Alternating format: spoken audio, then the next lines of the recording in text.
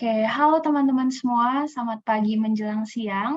Selamat datang di webinar Talk to Improve dengan judul kita hari ini, The Child in You, Mengenal dan Berdamai dengan Luka Masa Kecil. Perkenalkan teman-teman, aku Gracia Christabel, atau yang biasa dipanggil Cia, yang akan menemani teman-teman semua sebagai MC di webinar hari ini. Selain sebagai MC, aku juga merupakan salah satu staf divisi Knowledge and Education di Improve. Selain itu, aku juga merupakan alumni psikologi Unika Atmajaya, tepatnya angkatan 2018. Nah, sebelum memulai, aku ingin mengucapkan terima kasih untuk teman-teman yang sudah mendaftar dan hadir di webinar kita hari ini. Terima kasih juga untuk antusias teman-teman yang tadi sebelum 9:30 udah ada yang request untuk join ke room ini. Terima kasih teman-teman. Selain itu, webinar kita hari ini juga nggak lepas dari dukungan media partner yang mendukung acara hari ini, yaitu ada webinar psikologi, ada ruang berproses, teman ceritamu, Amor Fati, Payung Jiwa, Sejiwa, Kind to Mind, Manusia.id, Infokoi.id, Bincang Jiwa, Heart to Heal, Siaga, Embrace the Youth, King, dan terakhir Stability Circle. Terima kasih teman-teman media partner sudah mensupport acara kita hari ini. Terima kasih juga untuk kedatangannya hari ini. Semoga kolaborasi kita nggak berhenti sampai di sini aja, tapi juga nanti bisa berlanjut ke acara-acara kita berikutnya. Nah, teman-teman, webinar hari ini kan diselenggarakan oleh Improve.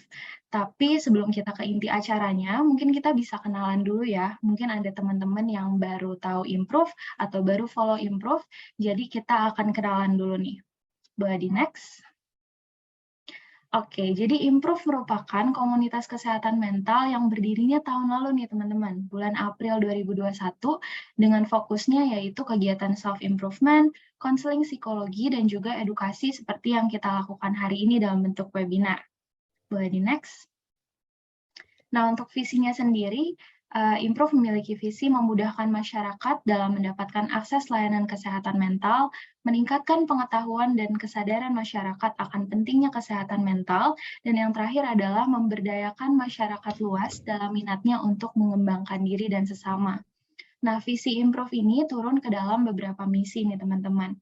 Yang pertama, menyediakan layanan curhat online konseling gratis dengan konselor sebaya, memperbanyak ahli kesehatan mental dengan menyediakan pelatihan untuk konselor sebaya.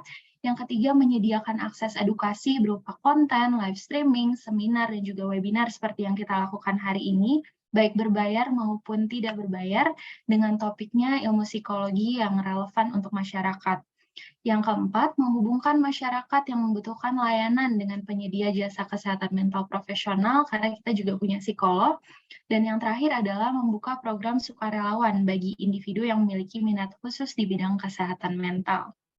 Nah, setelah tadi di-mention, ini kita juga punya layanan curhat online Improve, teman-teman.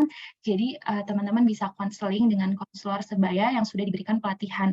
Biasanya medianya itu melalui Zoom atau Google Meet, dan teman-teman nggak perlu khawatir karena biayanya gratis.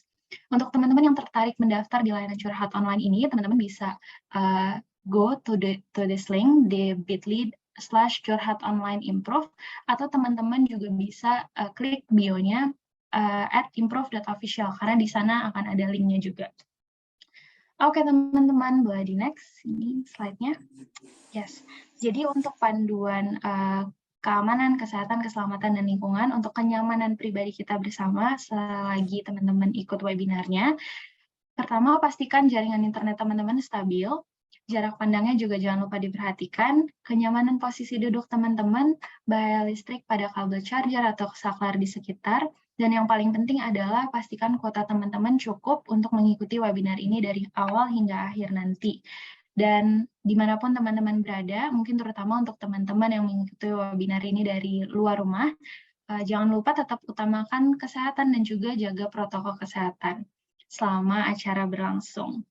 Oke. Next-nya, untuk kenyamanan kita bersama dalam webinar hari ini, pastikan audio teman-teman dalam keadaan mute selama acara berlangsung.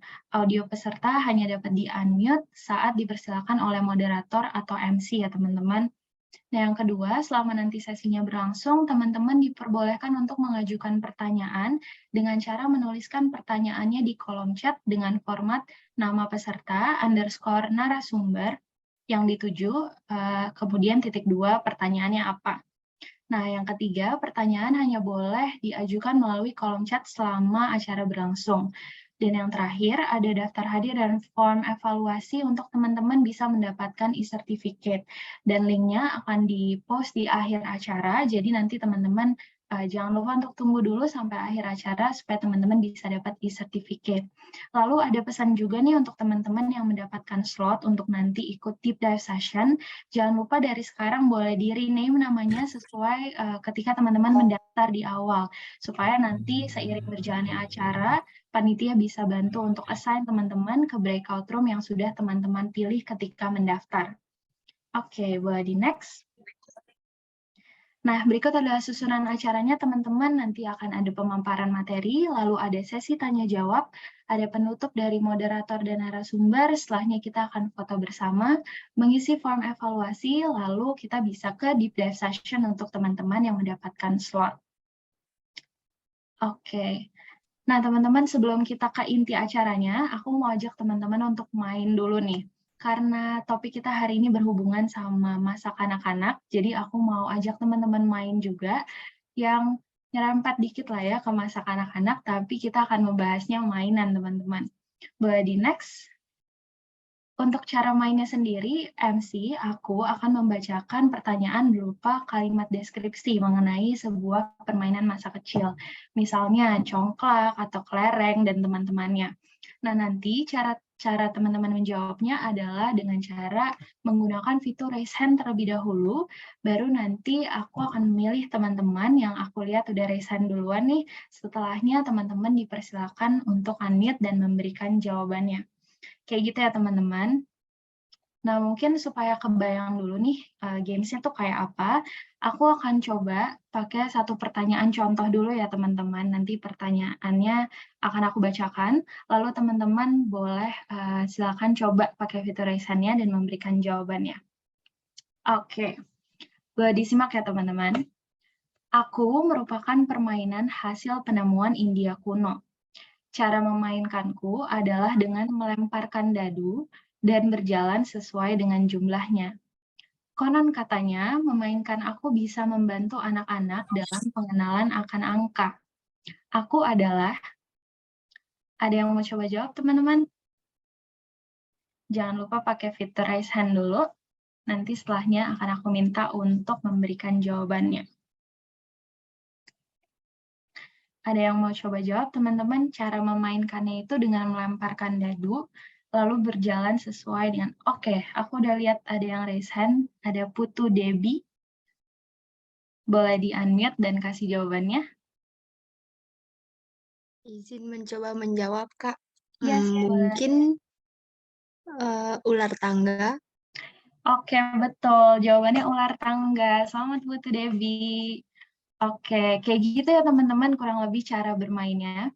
Kalau gitu, kalau udah mulai ke gambar nih, aku akan lanjut ke pertanyaan pertama. Mungkin slide-nya bisa stay di sini dulu. Aku akan bacain deskripsi untuk permainan selanjutnya nih. Aku merupakan seorang ibu yang memiliki 6 orang anak. Mereka yang memainkanku gemar untuk menculik anakku secara bergantian ketika aku tak ada bersama mereka. Tidak jarang juga ada yang berhasil mencuri seluruh anakku secara bersamaan. Aku adalah, ada yang udah kepikiran jawabannya? Sekali lagi aku bacain ya. Aku merupakan seorang ibu yang memiliki 6 orang anak. Mereka yang memainkanku gemar untuk menculik anakku. Oke, ini ada 2 nih, tapi yang duluan di aku Imade Dwi Santana. Boleh di-unmute? Perkenalkan, nama saya Imade Dwi Sentana, biasa dipanggil Dwi. Jawabannya petak umpet. Oke, sayang sekali tapi kurang tepat nih jawabannya. Tapi thank you Imade Dwi Santana. Oke, yang kedua nih ada di display aku ada Baby Fadilah. Mungkin mau coba untuk unmute dan kasih jawabannya.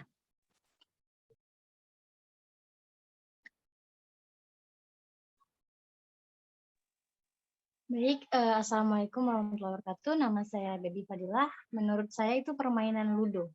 Ya, Mbak. Oke, maaf banget nih, masih salah nih jawabannya, masih kurang tepat. Salah ya? Tapi thank you Baby untuk jawabannya. Aku mungkin bacain sekali lagi kali ya. Aku merupakan seorang ibu yang memiliki 6 orang anak. Mereka yang memainkanku gemar untuk menculik anakku secara bergantian ketika aku tak ada bersama mereka. Tidak jarang juga ada yang berhasil mencuri seluruh anakku secara bersamaan. Oke, di display aku ada juga nih yang udah raise hand, ada Farah Neidila. Oke, aku mau jawab itu permainan ular naga panjang. Waduh, kayaknya susah mungkin ya soalnya karena belum ada yang tepat nih, sayang sekali jawabannya. Oke, ini banyak ya yang ngantri mau jawab. Oke, selanjutnya ada Nazarika. Izin menjawab, Kak. Nenek Grondong. Masih salah kebetulan, tapi thank you Nazarika untuk jawabannya. Next ya, ini masih ada yang antri menjawab, ada Ayu Tri Yuningsih. Izin menjawab, Kak, congklak. Oke, masih kurang tepat teman-teman. Oke, mungkin aku kasih kesempatan untuk satu orang lagi, setelah itu kita bisa next ke pertanyaan selanjutnya ya. Ada Gibran Rido.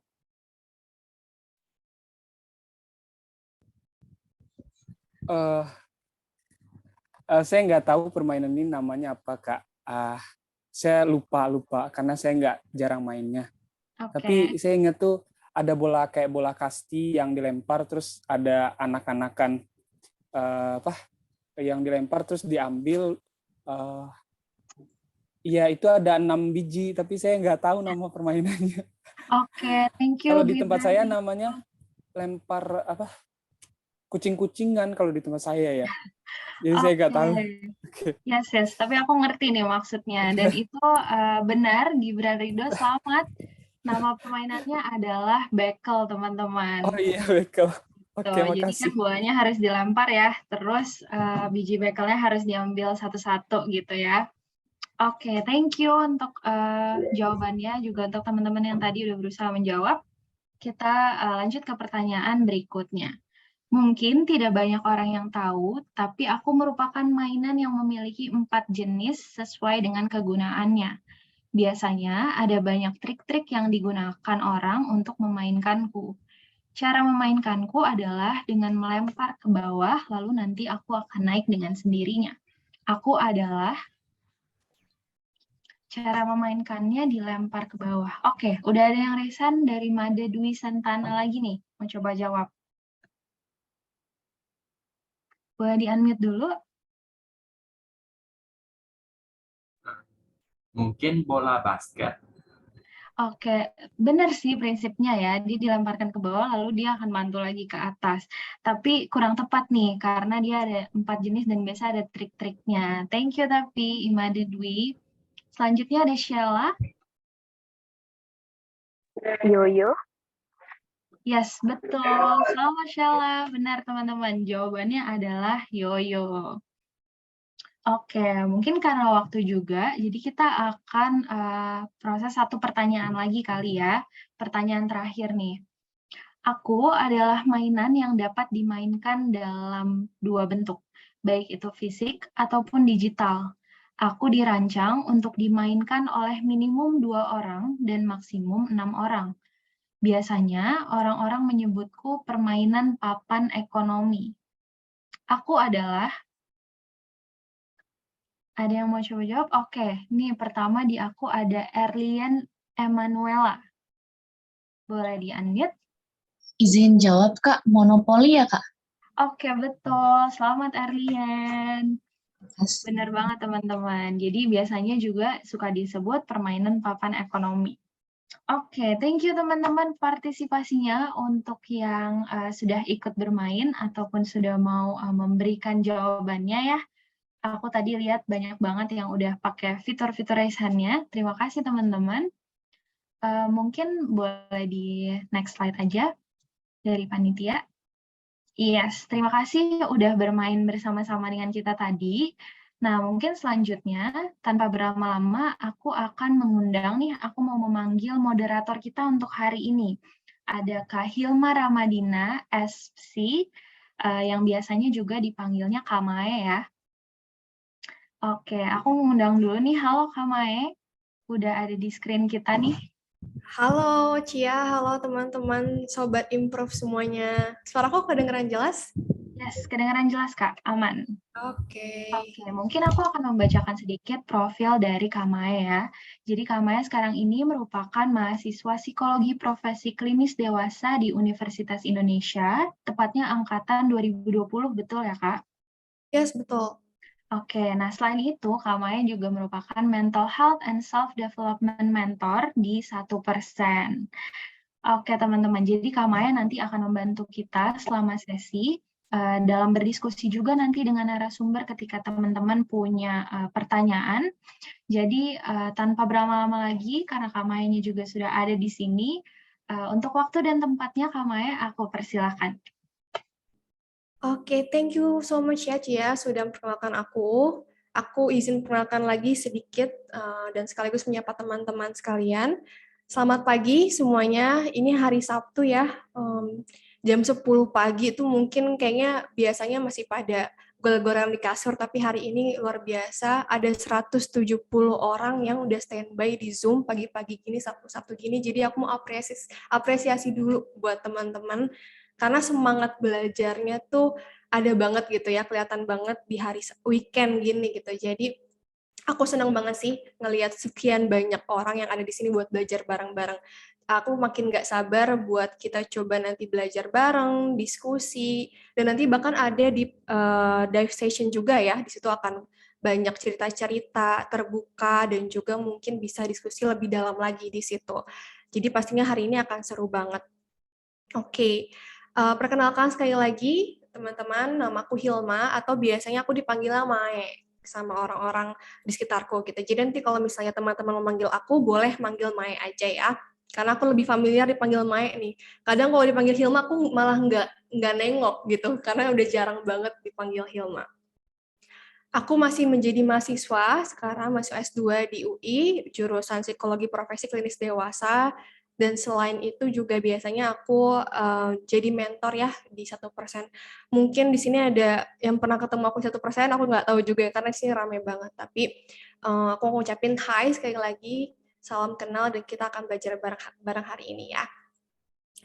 Oke, tapi sebelum kita mulai, aku mau tahu dong karena di sini ramai banget dan pastinya akan berbagai macam banget gitu ya motivasi kalian datang ke sini gitu. Mungkin bisa dibagi beberapa orang gitu di kolom chat atau mungkin semuanya juga mau, nggak apa-apa. Silahkan coba diketik gitu, kira-kira apa sih harapan teman-teman untuk datang di webinar pagi ini gitu. Bela-belain pagi-pagi untuk datang webinar ini tuh apa sih harapannya? Silakan teman-teman. Jadi di sini kita saling sharing gitu ya, saling menguatkan satu sama lain, saling cheering up gitu. Jadi boleh banget kita share bareng-bareng di sini.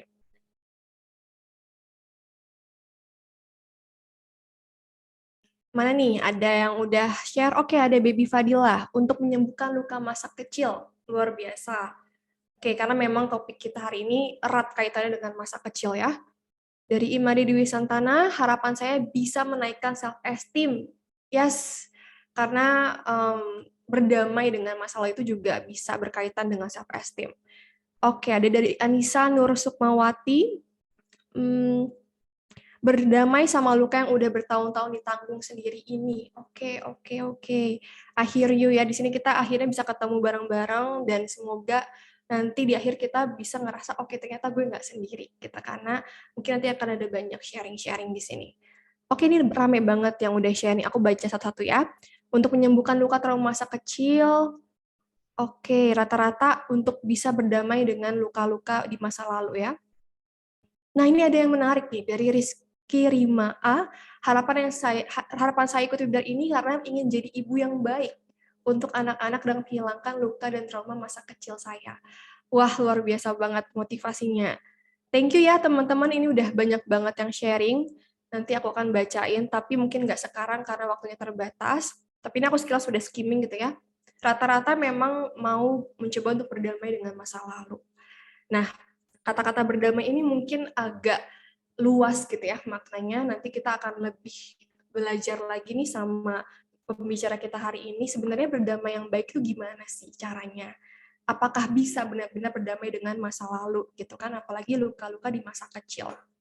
Nah, topik kita hari ini tuh membicarakan yang di psikologi populer sekarang disebut dengan inner child.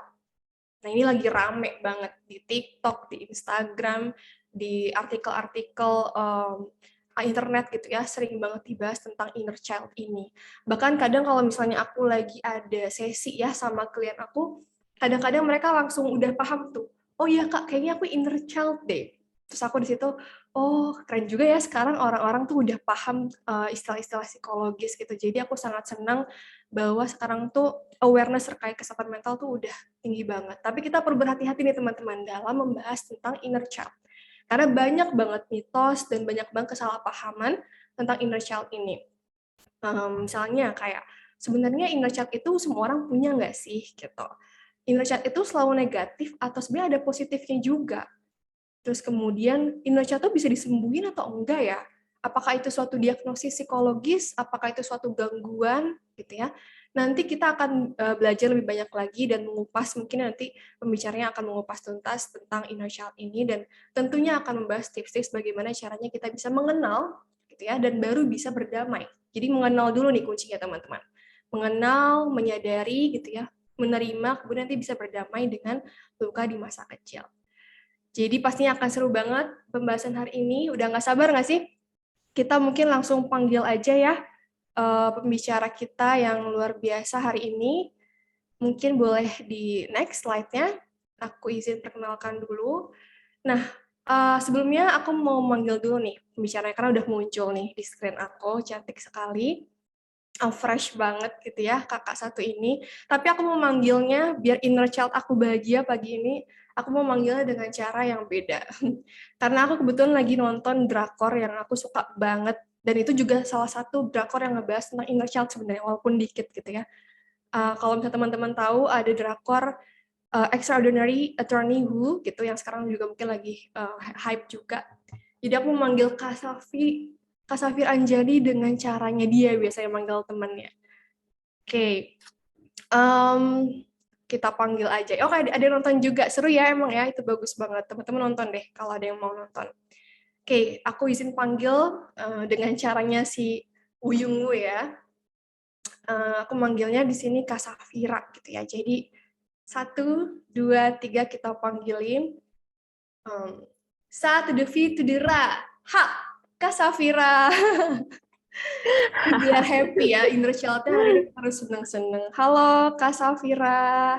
Selamat pagi. Pagi, Mae. Wah, ini lagi ngopi ya, Kak? Ngeteh. Oke. Gimana kabarnya pagi ini, Kak Safira? Baik. Alhamdulillah. Oke, jadi teman-teman perkenalkan, ini ada Kak Safira Anjani, MC Psikolog, sebagai pembicara kita hari ini. Nah, siapa sih Kak Safira ini? Kak Safira merupakan psikolog klinis anak dan remaja. Nah, pas banget kan, karena merupakan psikolog klinis anak dan remaja, tentunya pasti akan lebih memahami nih, tentang inner child, gitu ya. Jadi, maksimalkan dan optimalkan kesempatan hari ini untuk banyak-banyak bertanya ya, nanti sama Kak Safira. Kemudian juga beliau merupakan co-founder dari @tipsmalltalk_, yaitu media konseling psikologis dan psikoedukasi. Nah, ini boleh tuh kalian coba stalk ya di IG-nya, @tipsmalltalk_, mungkin bisa belajar lebih banyak lagi di sana. Oke, mungkin tanpa berlama-lama lagi nih, mungkin aku bisa langsung berikan panggung ini kepada Kak Safi. Dipanggil Kak Safi atau Kak Safira, Kak? Safi boleh, biasanya Sapi sih bahkan. Oh, Safi. Oke. Ya udah kalau gitu silahkan Kak Safi hari ini untuk memaparkan materi yang sudah disiapkan. Oke, aku share screen ya. Oke, sambil menunggu Kak Safi share screen, mungkin aku juga mau mengingatkan ke teman-teman, kalau misalnya nanti teman-teman sudah ada pertanyaan nih, dan takut lupa gitu ya ditanyakan di akhir, boleh langsung diketik ya di kolom chat ya dengan format nama _ pertanyaannya. Oke? Nah, ini udah kelihatan untuk share screen-nya. Silakan Kak Safi. Oke. Oke, aman ya. Oke, selamat pagi menjelang siang teman-teman. Terima kasih nih sudah datang pagi-pagi hari Sabtu pula webinar hari ini yang diadakan oleh Improve. Ada 172 orang. Antusiasnya sangat tinggi, aku apresiasi sekali. Hari ini kita bahas tentang inner child dan kelekatan kita sama pengasuh ya, terutama orang tua, karena membicarakan inner child tidak bisa dipisahkan dari kelekatan atau attachment. Kalau yang kalian tahu selama ini ya, attachment aku sama orang tua gimana, sama pacar gimana gitu. Nah, aku sangat apresiasi dengan harapan-harapan kalian mengikuti webinar ini, namun perlu aku ingatkan untuk menuju healing, menuju penerimaan, berdamai itu butuh lebih dari mengikuti webinar ya. Jadi webinar ini nanti tujuannya adalah meningkatkan awareness kalian tentang inner child itu apa, dan lebih paham juga inner child tuh cara kerjanya gimana sih gitu. Terus yang bikin inner child itu terluka tuh apa sih gitu ya. Jadi dari situ dulu baru kita bisa bicarakan tentang nanti cara menyembuhkannya gimana Kak, itu nanti butuh lebih dari sekedar webinar seperti itu. Oke, kita bahas ada sedikit ini nih studi kasus. Kita coba ya. Boleh kalian jawab di chat, boleh juga kalian introspeksikan aja. Jadi ada kasus nih, misalnya kamu ngechat pacar atau ngechat teman gitu ya. Terus cuma dibaca doang nih, nggak langsung dibales gitu. Udah kadang berjam-jam juga nggak dibales gitu. Apa yang kamu rasakan? Coba pilih dari 1 sampai 4. Pertama, ya udah tunggu aja nanti juga dibales gitu. Terus yang kedua, aduh kenapa ya? Kok nggak dibales nih? Chat lagi deh, siapa tahu dia balas lagi gitu. Atau yang ketiga, duh kok nggak dibales sih? Ya udahlah, nggak usah gue chat lagi aja. Atau pas dia chat gue read aja deh biar dia tahu rasa, biar dia tahu rasanya jadi gue. Atau yang keempat, aduh kenapa ya? Aduh gue nggak tenang nih, gue salah apa ya? Apa dia marah ya? Aduh bingung banget kenapa nih orang tiba-tiba nggak bales gitu. Nah boleh banget yang merasakan wah banyak yang 4. Dua bingung nggak dibalas. Chat lagi deh. Nomor 1 aman, nomor 3 wah tergantung emosi. Iya, tergantung kitanya yang lagi emosi banget apa enggak gitu ya. Oke, kita lanjut nih. Buat kalian yang pilih nomor 2 sampai 4. Nah, kalian resah nih ketika orang nggak respon, terus mudah ngerasa nggak disayang kalau misalnya kalian nggak perfect atau tidak sesuai keinginan orang lain, atau ngerasa nggak pantas disayang kalau misalnya nggak bikin orang senang. Nah, itu kalian sadar nggak kalau misalnya inner child kalian tuh yang resah tuh inner child kalian sebenarnya ingin kepastian, ingin keamanan. Duh, nih orang kalau marah harusnya bilang dong, jangan cuma read doang. Duh, nih orang gue salah apa ya? Kok tiba-tiba cuma nge-read aja nih, kenapa ya? Gitu. Resah gitu, yang di dalam hati itu resah, bingung gitu ya. Itu inner child-nya lagi kebingungan gitu. Kita lanjut ya. Nah, inner child tuh apa sih gitu? Seperti yang tadi Maya bilang ya, lagi naik daun banget nih. Terus klien juga kalau cerita sama aku, kayaknya aku ada masalah inner child Kak gitu. Nah, aku jelasin dulu ya. Inner child itu sebenarnya simple aja. Inner child itu sebenarnya adalah sisi kekanak-kanakan kita yang ada di dalam diri kita gitu. Jadi nggak selalu inner child tuh adalah luka gitu. Inner child tuh sebenarnya sisi anak-anak kita dan kita semua punya gitu ya. Bagian alam bawah sadar kita yang bawa kebutuhan yang tidak terpenuhi gitu ya. Jadi bukan berarti terluka juga kayak gitu. Jadi sebenarnya kita semua punya kebutuhan masa kecil yang kayaknya kurang terpuaskan kayak gitu. Dari situ. Nah, kebutuhan masa kecil tuh apa sih gitu ya? Lebih dari sandang, pangan, papan gitu ya. Anak kecil itu kebutuhan psikologisnya banyak sebenarnya. Ada wonder, yaitu keingintahuan, eksplorasi, pengen tahu tentang ini itu, pengen bisa pengen pegang ini itu gitu kan, pengen jalan kemana, pengen lihat apa gitu kan, wonder. Ada juga optimism, bersikap optimis dan percaya dunia itu baik. Jadi kayak Kita tuh percaya kalau orang tua tuh bisa kita andalkan, kita percaya kalau kita jatuh ada yang nolongin, optimis. Anak kecil tuh optimis gitu. Terus ada naif, polos gitu ya. Kita bergerak ke arah hal-hal yang menyenangkan kita. Pengen lihat ada cotton candy, pengen lihat ada mainan, seneng pengen gitu. Naif gitu loh. Nah, terus ada dependence gitu ya. Anak kecil itu kan secara fisik, secara kognitif belum mampu untuk memenuhi kebutuhannya sendiri. Jadi mereka tuh bergantung sama orang lain atau pengasuh utama, biasanya orang tua. Jadi itu adalah salah satu kebutuhan kita, bisa mengandalkan orang lain kayak gitu. Ada juga emotions, anak kecil itu bebas ngerasain emosi apapun, senang, sedih, marah, malu, mereka bebas dan mereka bisa mengelola emosi itu. Jadi anak kecil itu emotionsnya banyak dan mereka bebas mengutarakan kayak gitu. Ada juga resilient. Anak kecil tuh gampang banget loh kembali dari keterpurukan. Misalnya hari ini dia main sepeda terus jatuh. Besok dia tetap main. Jadi dia nggak berlama-lama merasa terpuruk, jatuh nanti nggak mau main lagi, kayak gitu. Atau misalnya hari ini berantem sama temennya, besok ketemu baik lagi, besok ketemu mereka masih main gitu. Jadi mereka tuh resilient banget, bener-bener mampu bounce back-nya kayak gitu. Ada juga free play, bermain bebas, mau main apa, kemana, sama siapa, bebas. Ada unik, mereka juga butuh ngerasa spesial, merasa beda.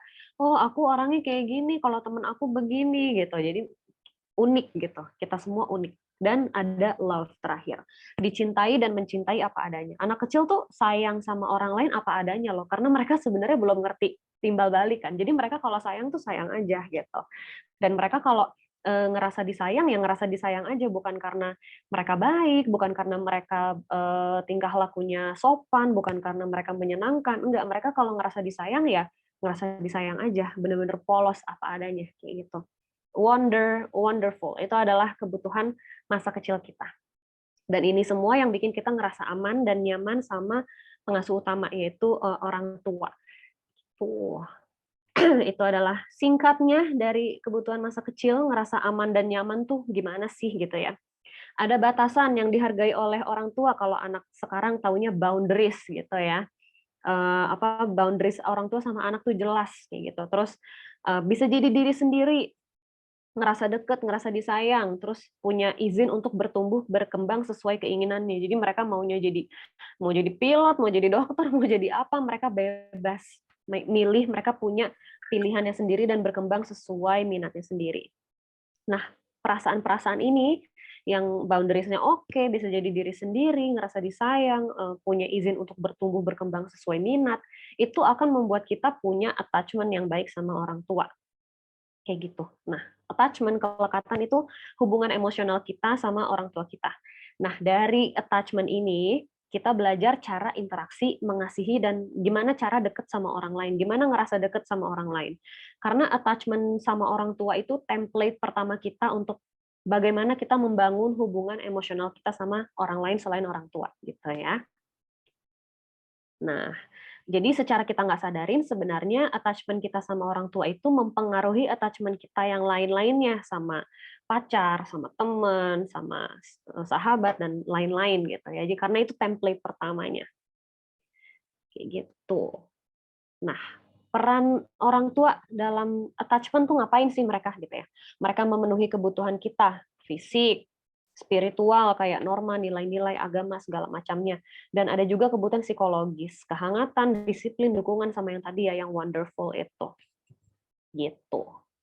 Nah, attachment ini bergantung sama seberapa konsisten orang tua tuh memenuhi kebutuhan kita. Kayak gitu.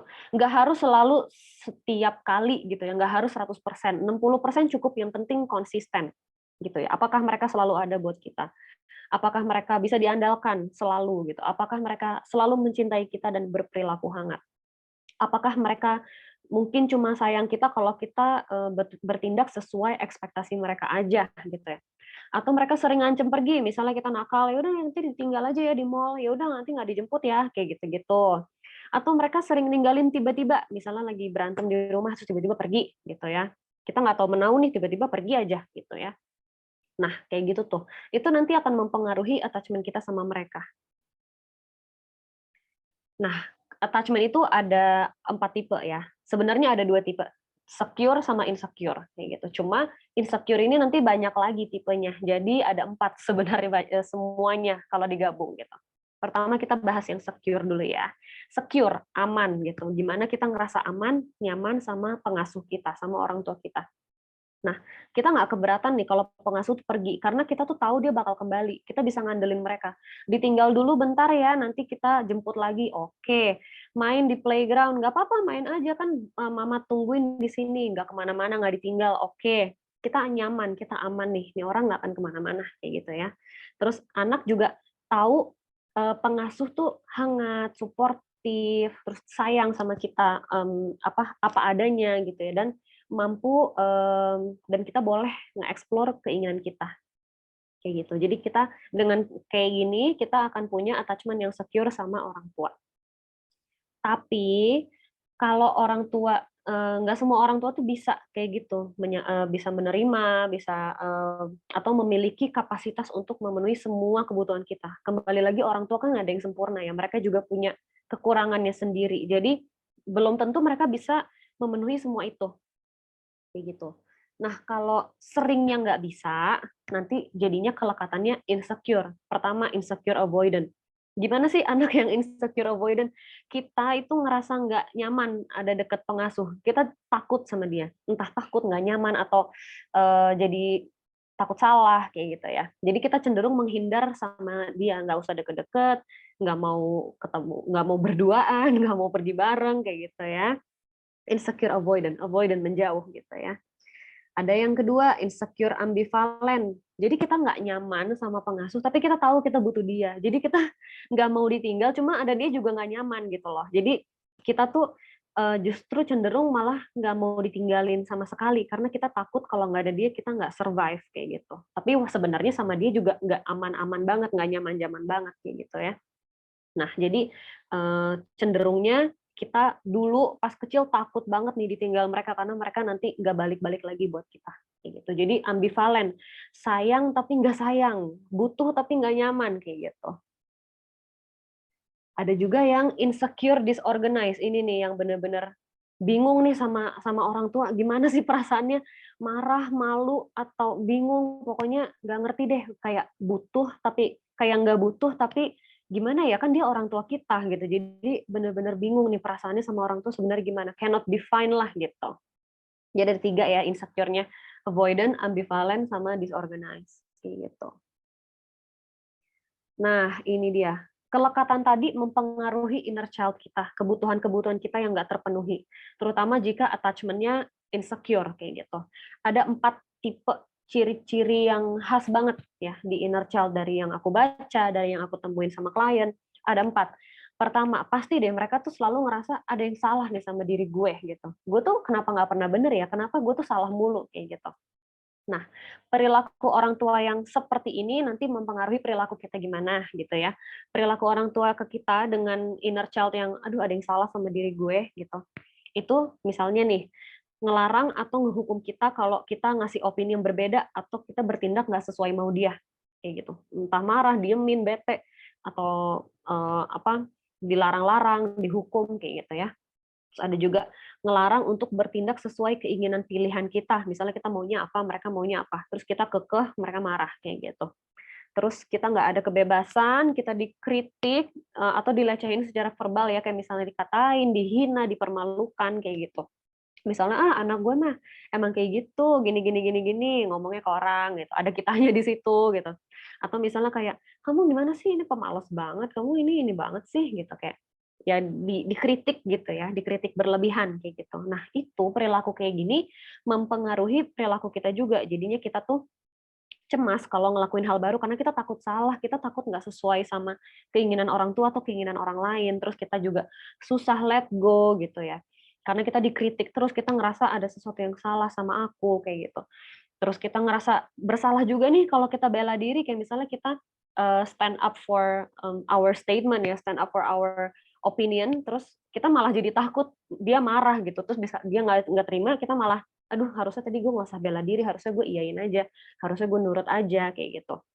Ada juga ngerasa nggak mampu, ngerasa nggak berarti, karena kita jarang explore hal baru. Jadi gimana caranya kita tahu kita good at new things kalau kita nggak pernah explore gitu ya. Dan dengan kita jarang explore, jarang punya skill baru, kita kan itu akan mempengaruhi cara pandang kita. Kita tuh nggak banyak bisanya, kita nggak banyak positifnya, nggak berarti. Kita jadi ngerasa kita nggak ada artinya kayak gitu.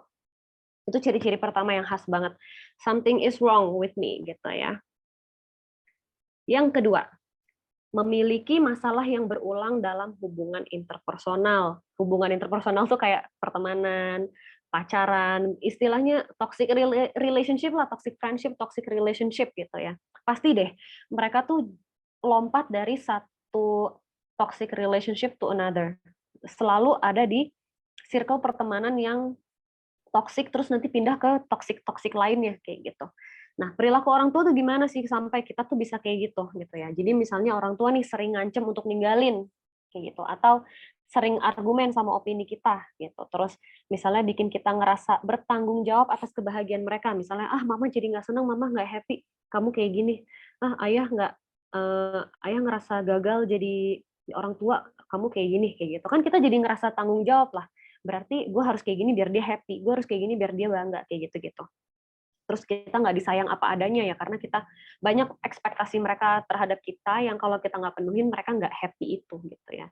Terus ada juga kurang memberikan kehangatan secara fisik atau verbal, dingin lah orangnya gitu, dingin. Jadi bikin bingung juga nih orang sayang apa enggak sebenarnya, karena tidak bisa dilepaskan dari kehangatan ya. Kita kan kalau menunjukkan rasa sayang dari kehangatan, kita peluk, kita usap, kita cium gitu, kita senyum, kita panggil sayang gitu ya. Jadi kalau nggak melakukan itu, emang secara primitif juga kita bingung kita sebenarnya disayang apa enggak sih sama nih orang kayak gitu ya. Nah, perilaku yang kayak gitu bikin kita jadi people pleaser. Kita sulit untuk say no nih karena kita takut ditinggal, karena kita sering diancam ditinggal. Jadi kita harus bertindak sesuai keinginan mereka biar mereka sayang sama kita kayak gitu. Atau berkonflik atau malah menghindari konflik sama orang lain. Jadi antara bakal sering berantem, rebel, apa-apa diributin, atau malah nggak mau berkonflik sama sekali. Kan sebenarnya berkonflik dalam hubungan, dalam pertemanan kan biasa ya. Berkonflik, beda pendapat, selesaikan, udah gitu. Tapi kalau misalnya sama orang-orang yang kayak gini nih, yang inner child-nya terluka nomor 2 ini, mereka malah takut berkonflik. Malah tadi karena takut berkonflik, people pleaser kayak gitu. Takut berkonflik, nanti kalau misalnya berkonflik, hubungannya jadi rusak terus ditinggal. Padahal sebenarnya konflik dan konflik resolution itu menguatkan hubungan sebenarnya kayak gitu.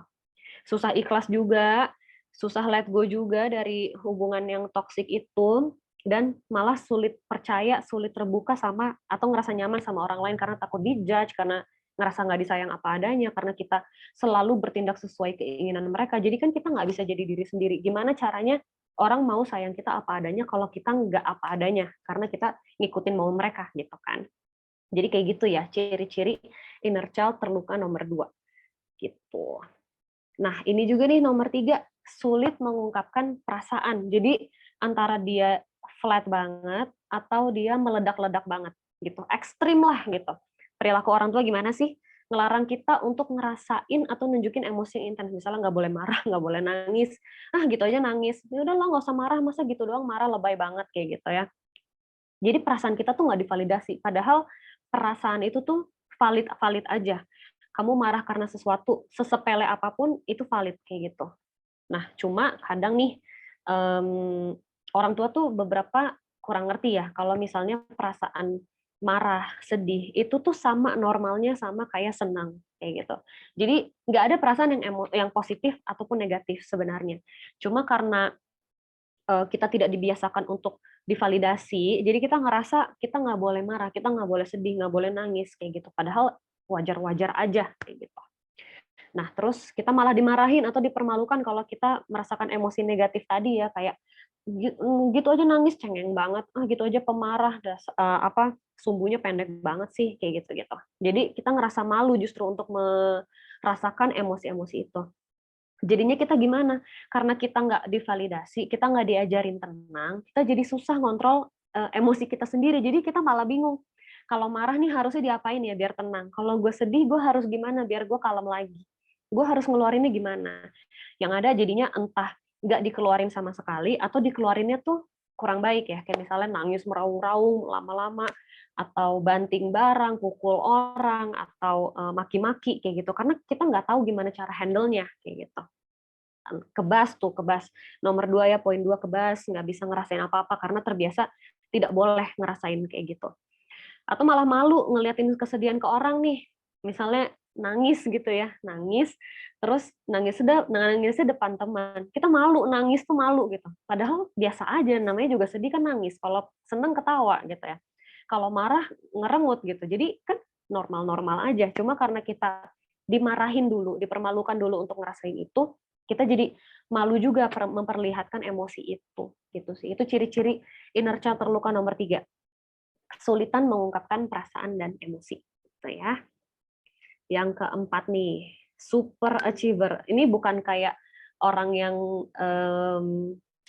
perfeksionis biasa aja. Ini tuh yang bener-bener super achiever yang kalau dia gagal dikit aja, dia ngerasa bener-bener failure, dia ngerasa nggak disayang, ngerasa nggak ada artinya gitu ya. Gimana sih bisa jadi begini?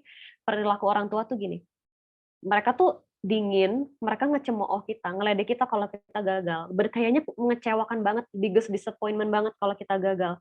Padahal gagal itu sama normalnya sama berhasil, ngerti kan? Jadi berhasil gagal itu kan pilihan ya, maksudnya outcome gitu. Itu kan sama aja, kapan aja kita bisa gagal, kapan aja kita bisa berhasil. Jadi gagal tuh normal-normal aja. Cuma orang tua tuh nggak suka kita gagal. Jadi mereka tuh dingin kalau kita gagal. Mereka ceramah lah, mereka marah lah, kecewa banget kayaknya gitu ya. Terus mereka jadi nggak sayang sama kita kalau kita tuh salah, kalau kita nggak sempurna gitu ya. Terus mengkritik hal-hal kecil yang berlebihan banget, misalnya kita salah, ada typo dikit dimarahin, kita bikin keasinan dikit, wah dimakinya gimana, kayak kesannya nggak bisa masak banget, apalah gitu ya. Jadi ada kritik yang berlebihan untuk sesuatu yang sebenarnya biasa aja kayak gitu.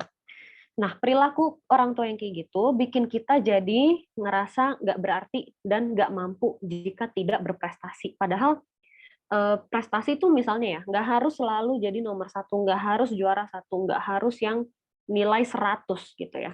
Nilai 90 juga masih bagus, itu juga prestasi. Ranking nggak harus 1, ranking 2, ranking 3 juga masih bagus. Sebenarnya nggak harus gitu-gitu amat. Ya ranking 1 oke, good for you. Tapi kalau cuma ranking 2, ranking 3, it's still a good achievement gitu ya. Nah, tapi karena kita diperlakukan seperti ini, jadi kita ngerasa kalau nggak ranking 1, kalau nggak dapat 100, kalau nggak dapat A, kayaknya kita gagal bodoh gitu ya. Padahal kan itu nggak benar kayak gitu. Terus ada juga ngerasa gagal, nggak sempurna.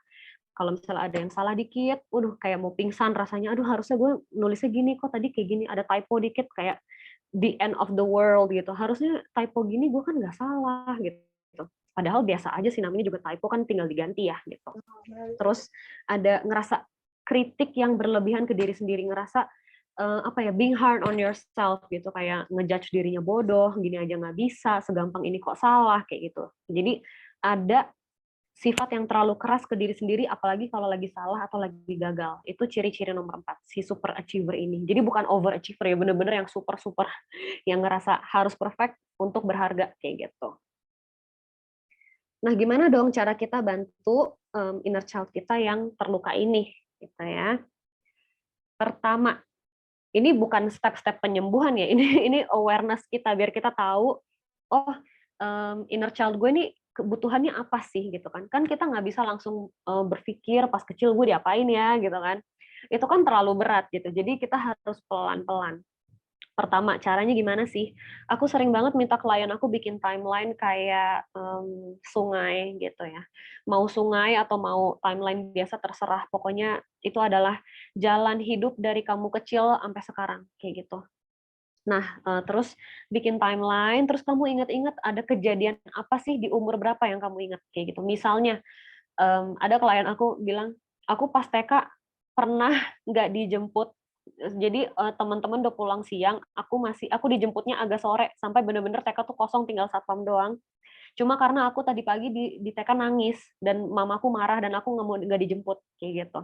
Itu kan membekas banget buat dia, padahal dia umur 28. Tapi itu kan umur 4 kejadiannya, pas TK kan umur 4 ya. Jadi dia masih ingat itu 24 tahun kemudian. Itu sangat membekas buat dia. Oke, tulis, nggak apa-apa, bagus, good. Terus apa lagi? Ada kejadian apa lagi nih? Kayak gitu. Terus ada, selain mengingat ada kejadian apa yang penting, coba diingat-ingat nilai-nilai apa aja sih yang orang tua tuh tanemin. Kayak misalnya, "Nak, harus berprestasi ya, jangan malu-maluin ya, bikin kita bangga ya, kalau kamu nggak kayak gini bukan anak mama ya," kayak gitu-gitu. Coba diingat-ingat tuh yang ada kalimat-kalimat kayak gitu ya. Terus apalagi, apa yang kamu rasakan ke orang tua kamu? Nyaman, sayang, oke, good. Ada perasaan nggak nyamannya nggak?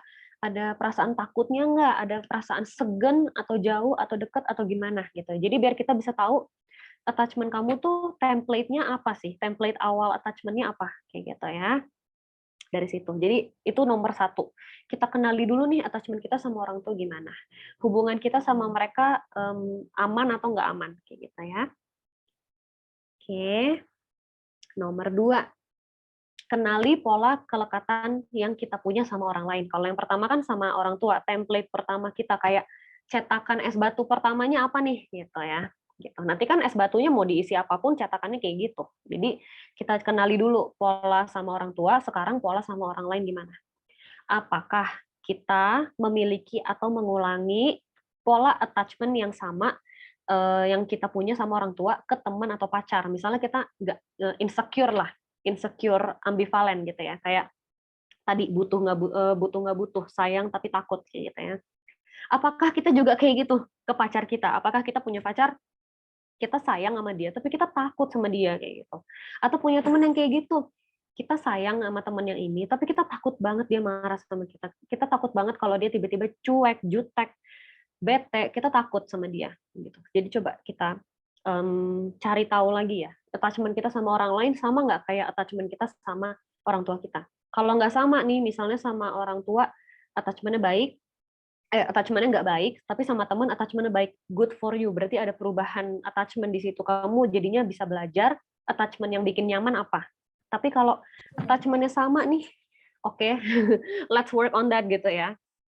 Nah, terus coba dipikirkan lagi, apakah kamu bertahan dalam hubungan atau pertemanan atau pacaran yang bikin kamu insecure, yang bikin kamu ngerasa nggak ada artinya, ngerasa salah mulu, ngerasa harus sesuai keinginan mereka. Coba dipikir, apakah kamu kayak gitu sama pacar, sama teman, dan kenapa kamu masih bertahan walau padahal kamu jelas-jelas nggak nyaman sama nih orang, kayak gitu ya.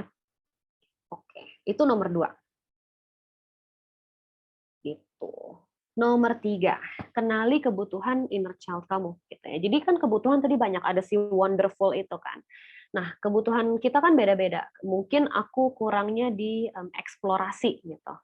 Mungkin kalian kurangnya di love gitu. Mungkin ada yang kurangnya di naif, jadi pesimis orangnya gitu, yang ngerasa dunia tuh jahat, dunia tuh nggak fair, dunia orang-orang nggak bisa diandelin. Beda-beda. Kita semua punya kebutuhan yang beda-beda. Coba dikenali gitu ya. Setelah mengenali pola kelekatan, kenali kebutuhanmu. Apakah itu unconditional love, apakah itu support, kebebasan, keterbukaan, terus bebas merasakan emosi, bebas mengungkapkan isi pendapat, kayak gitu-gitu. Coba dikenali dulu satu-satu ya, si wonderful tadi. Gitu. Keempat, kita kan gini ya, apapun yang terjadi di masa kecil kan udah nggak bisa diapa-apain gitu ya. Orang tua juga bahkan kayaknya mereka nggak tahu itu tuh salah. Itu mereka tuh mengulangi apa yang diajari ke mereka. That's what they know. That's what they know best gitu ya. Jadi itu udah nggak bisa diapa-apain. Sekarang yang kita bisa lakukan adalah kita sebagai orang dewasa, sebagai individu yang secara kognitif sudah mampu, secara fisik sudah mampu, kita lindungi inner child kita sendiri, kita penuhi kebutuhan kita sendiri. Kita sukanya apa sih? Kita butuhnya apa? Kayak tadi eksplorasi. Oke, kamu butuh eksplorasi. Explore lah sebanyak-banyaknya gitu ya. Kamu butuhnya unconditional love gitu. Dekatkan diri kamu ke orang-orang yang bisa memenuhi itu kayak gitu. Jadi kita bisa ceritakan nih masa kecil kita ke teman-teman dekat, kayak misalnya nggak harus yang berat-berat sih. Misalnya aku sama temen aku suka cerita, iya dulu gue pas kecil diginiin sama emak gue kayak gitu. Atau dia juga suka cerita, iya soalnya dulu gue pernah diginiin juga, gini gini gini gini. Jadi kita saling cerita, kita saling validasi. Jadi kita jangan cerita ke orang yang bikin insecure ya. Kita cerita ke orang yang bisa memvalidasi emosi itu, kayak, oh kok gitu ya, oh nyokap lu gitu ya, oh ternyata dulu lu digituin ya, sedih banget, lu gimana rasanya kayak gitu. Jadi kita cerita, validasi kayak gitu. Terus kita juga komunikasikan nih kebutuhan kita, yang tadi kebutuhan inner child kita ke orang terdekat kita gitu, misalnya ke teman, ke pacar gitu ya. Jadi kita bikin attachment yang secure kayak gitu. Jadi misalnya, iya aku dulu pas kecil tuh nggak banyak dibolehin ikut kegiatan ini itu karena nggak sesuai maunya mereka. Jadi sekarang aku pengen coba kayak gitu. Jadi salurkan kebutuhan itu, coba dikomunikasikan mereka bisa penuhi apa enggak. Kayak misalnya, aku kalau cerita nggak terlalu suka dikritik keras kayak gitu loh, karena aku pengennya didengerin, aku juga pengen cerita dan nggak dijudge kayak gitu. Mereka bisa nggak penuhin itu gitu. Jadi komunikasikan kita butuhnya apa gitu ya. Terus juga kalau mereka nggak mampu nih menuhin kebutuhan inner child kita, itu kan akan bikin kita makin insecure sebenarnya gitu ya. Jadi coba dipertimbangkan hubungan itu, hubungan pertemanan itu, hubungan pacaran itu, kalau mereka nggak bisa penuhi, kamu nggak akan bisa bikin attachment yang secure gitu ya. Jadi itu nomor 4. Kita lindungi inner child kita sendiri, kita penuhi kebutuhan sendiri gitu ya. Nah, ini sebenarnya aku sering lakuin pas lagi sesi terapi ya. Peluk inner child dan katakan bla bla bla. Jadi biasanya sih dengan nulis letter, dengan nulis, dengan visualisasi kayak gitu. Misalnya nanti kamu coba pejamkan mata, terus kamu coba bayangkan kamu pas kecil bentuknya gimana. Kamu ketemu dia, kamu peluk dia, terus kamu katakan hal-hal ini, saya akan selalu ada untuk kamu, untuk dukung kamu. Aku akan selalu sayang kamu apa adanya. Walaupun kamu gagal, kamu nggak sempurna, kamu nggak sesuai keinginan aku, nggak apa-apa. Kayak gitu ya. Terus kayak, I'm glad to meet you, senang ketemu sama lo, gue akan jaga lo dari orang-orang yang nggak mampu penuhin kebutuhan lo. Habis ini, gue janji, siapapun yang nggak menuhin kebutuhan lo nggak akan deket sama dia. Mending lo deket sama orang lain aja. Kayak gitu. Jadi kita penuhin kebutuhan kita sendiri. Kita lindungin dia sendiri. Kayak gitu ya. Bisa juga kita kayak, oke, hari ini kita luangin waktu bareng-bareng yuk. Lu hari ini kenapa? Kenapa tadi lu bete? Kenapa tadi lu kesel? Coba cerita sama gua kayak gitu ya. Terus misalnya, oh lu takut, lu sedih, nggak apa-apa. It's okay to say no, nggak apa-apa kok. Lu kalau nggak suka mereka kayak gitu, lu bilang nggak apa-apa. Nanti gua bakal bela lu juga kayak gitu ya. Atau kayak, nggak apa-apa, be yourself. Pasti akan tetap ada kok orang yang nerima apa adanya. Orang kan di dunia ini banyak ya, kayak jutaan. Nggak mungkin mereka nggak ada sama sekali yang menerima kita apa adanya. Pasti ada 1-2 orang yang cocok sama kita kayak gitu loh. Jadi tenang aja, jangan takut ditinggal kayak gitu ya. Nah ini itu tadi cara-caranya menuju ke penerimaan, perdamaian gitu ya. Masih we have to still work on it. Tapi itu tadi langkah-langkah awalnya gitu ya. Dan aku perlu mengingatkan, nggak ada orang tua yang sempurna. Nanti kita jadi orang tua juga nggak sempurna, kayak gitu. Dan alangkah baiknya di inner child ini kita tidak menyalahkan mereka karena ya mungkin mereka juga inner child-nya terluka juga, jadi mereka passing it on to the next generation gitu ya. Kan mereka bahkan kayaknya nggak tahu kalau kita kan awareness-nya ada. Mereka jangan-jangan nggak ada. Jadi selama ini mereka juga stuck dalam versi masa kecil mereka yang tidak terpenuhi gitu loh. Jadi let's have some sympathy terhadap keadaan itu ya. Nah, itu yang tadi aku ingatkan, kita sebagai orang dewasa nih sekarang, kita nggak butuh mereka kok untuk menyembuhkan diri kita. Kalau kita bisa bangun attachment yang baik sama mereka, oke, good, bagus. Tapi kalau nggak bisa, it's okay. Kamu masih bisa memperbaiki attachment-mu sama orang lain tanpa mereka kok, kayak gitu. Yang penting, mampu mengenali orang-orang yang bisa menuhin kebutuhanmu apa enggak. Kamu bisa komunikasikan kebutuhanmu. Mereka bisa penuhin atau enggak. Kalau mereka nggak bisa penuhin sendiri, kayak gitu. Nah, ini dia. Kalau misalnya tadi ada attachment yang insecure nih sama orang lain, sama pacar, sama teman gitu ya. Dekatkan diri ke orang-orang yang bikin kamu ngerasa secure, biar kamu jadi makin tahu attachment yang secure tuh rasanya gimana. Kayak gitu. Jadi nanti kamu akan deket ke orang-orang yang lebih sehat, kayak gitu. ini dari aku terakhir ya, sayangi inner child-mu sendiri, jadi pelindungnya sendiri, penuhin kebutuhannya sendiri, bikin dia ngerasa aman. Kayak gitu. Oke. Materi dari aku udah selesai, aku lempar lagi ke Maya ya. Thank you. Oke. Wah, thank you banget ya Kak Safi. Ini tadi ada yang komen nih Kak, deep banget gitu. Karena memang bener sih dari awal sampai akhir tuh pembahasannya memang dalam gitu ya, detail, dan banyak membahas terkait dengan fakta-fakta yang mungkin selama ini banyak yang disalahpahami gitu Kak. Tadi misalnya, tentang berdamai itu mungkin bisa instan gitu ya, berdamai itu mungkin bisa segampang itu, tapi tadi kan Kak Safi udah menjelaskan bahwa mungkin butuh lebih dari sekadar webinar untuk kita berproses tentang inner child. Tapi yang tadi Kak Safi bawakan ini adalah kunci utama untuk berdamai itu awareness gitu. Jadi harus ada kesadaran dulu, harus tahu dulu, baru bisa tahu solusinya apa gitu kan. Karena prinsipnya mungkin teman-teman perlu ingat unknown problem sama dengan unknown solution. Jadi kita tahu dulu masalah kita tuh apa sih gitu kan. Tadi apa kebutuhan aku tuh apa sih? Sehingga nanti akan lebih mudah buat teman buat figure out gitu. Oke, jadi kalau misalnya aku butuhnya ini, berarti next aku harus ngelakuin apa ya, gitu.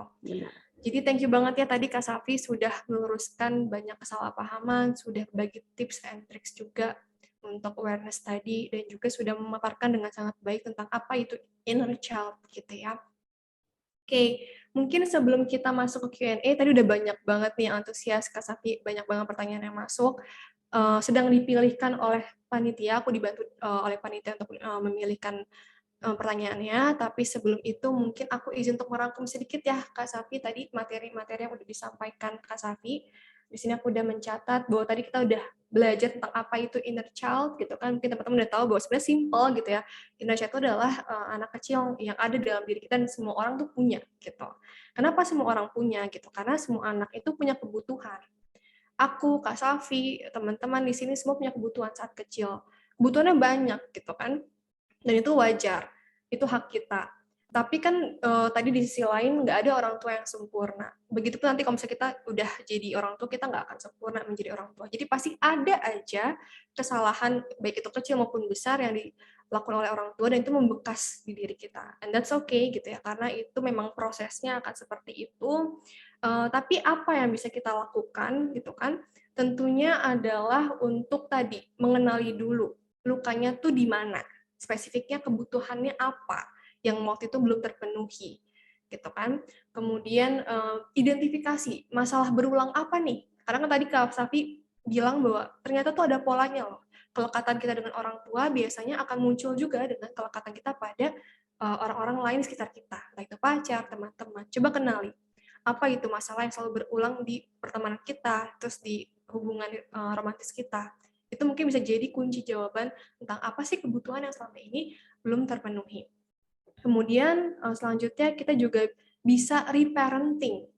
Nah, reparenting ini tadi Kak Safi menyebutkan bahwa kita bisa loh melindungi diri kita sendiri, gitu kan. Kita bisa loh memenuhi kebutuhan yang dulu kita belum sempat terpenuhi dengan diri kita sendiri gitu. Jadi nggak perlu terus menyalahkan orang tua, karena kita tahu pasti memang nggak ada orang tua yang sempurna, tapi kita sebagai responsible adults ya, orang dewasa yang tentunya punya tanggung jawab, kita bisa kok reparenting ourselves. Harapannya nanti kita bisa jadi orang tua yang bisa bertanggung jawab lebih baik gitu kan, dan nanti anak-anak kalian nih aku rasa adalah anak-anak yang beruntung karena hari ini teman-teman sudah aware, sudah punya awareness yang lebih baik dibanding sebelumnya tentang inner child. Semoga nanti bisa menjadi orang tua yang lebih baik lagi gitu ya. Tadi karena ada yang punya harapan seperti itu ya, jadi aku bahas.